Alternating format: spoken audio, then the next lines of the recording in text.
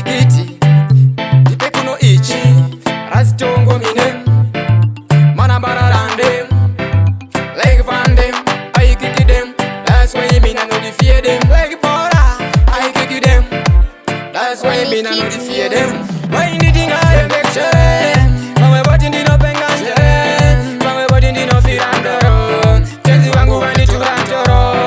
Why the thing I am lecture From my body in a pengan From my body in the javi and doro Tenzi wangu wani churantoro.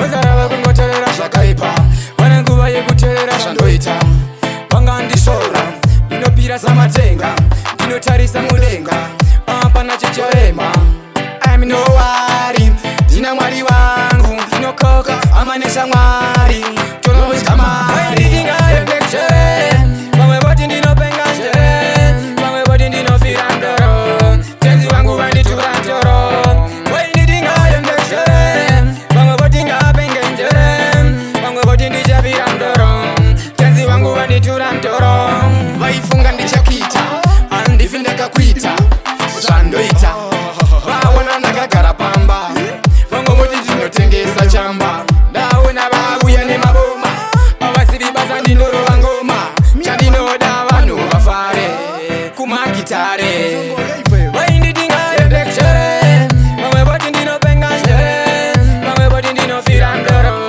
Tenzi wangu wandi churantoro Wainditinga yepekchere Mamwe boti nga pengenjere Mamwe boti ndija firandoro Tenzi wangu wandi churantoro. Wazara wakungo telera shakaipa Wananguwa ye kutelera shandoita Wanga ndishora Inopira samatenga Inotarisa mulenga Pana chichorema I'm no worry Dina mwari wangu Inokoka amanesha mwari Chono wishkamari Waidikinga yepekchere Pamwe boti ndino penganjere Pamwe boti ndino firandoro Tenzi wangu wandi churantoro.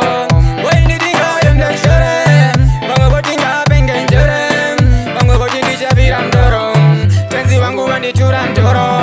Waifunga ndichakita Andifindaka kuita Shandoita Bawana nakagara pamba Bongo moti tinotengesa chamba Dauna babuya ne maboma Abasiri bazandi ndoro wangoma Chandinoda vanu vafare Kumakitare Wainditinga yepekchere Pamwe boti ndino penganjere Pamwe boti ndino firandoro Tenzi wangu wandi churantoro.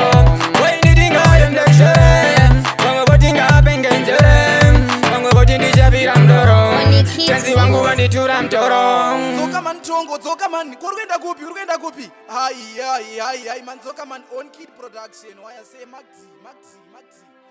Chizoka man.